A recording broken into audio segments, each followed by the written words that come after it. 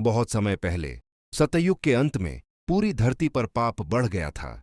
ऋषियों की तपस्या कमजोर पड़ रही थी और राक्षसों की शक्ति बढ़ रही थी। तभी ब्रह्मा जी की रात्रि में जन्मा हयग्रीव नाम का राक्षस वेदों को चुराकर सागर की गहराइयों में छिपा ले गया। बिना वेदों के न तो यज्ञ हो सकते थे, न ही मंत्रों की शक्ति रह गई थी। पूरी सृष्टि अंधकार और विनाश की ओर बढ़ रही थी। उसी समय एक दिन राजा सत्यव्रत नदी में आचमन कर रहे थे। अचानक उनकी हथेली में एक छोटी सी सुनहरी मछली आ गई।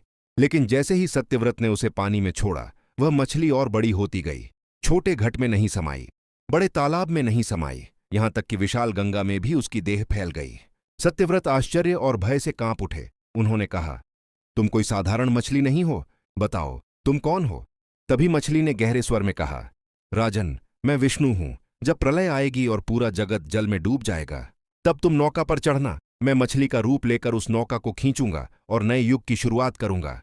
कुछ समय बाद भयावह प्रलय आ गया।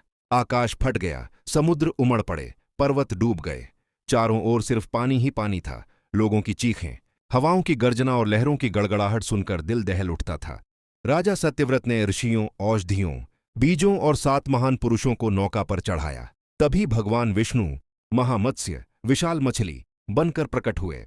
उनके शल्क स्केल्स से दिव्य प्रकाश निकल रहा था और उनकी आंखों से ऐसा तेज कि अंधकार मिट जाए। उन्होंने अपनी पीठ पर नागराज वासुकी को बांधा और नौका को खींचकर प्रलय के उफनते समुद्र में सुरक्षित पहुंचाया। इसी बीच विष्णु ने हयग्रीव राक्षस का वध किया और वेदों को वापस लाए। यही कारण है कि भगवान विष्णु ने मछली का रूप लिया, सृष्टि को बचाने, वेदों की रक्षा करने और नए युग की शुरुआत करने के लिए। वीडियो अच्छा लगा तो सब्सक्राइब करना न भूलें। धन्यवाद।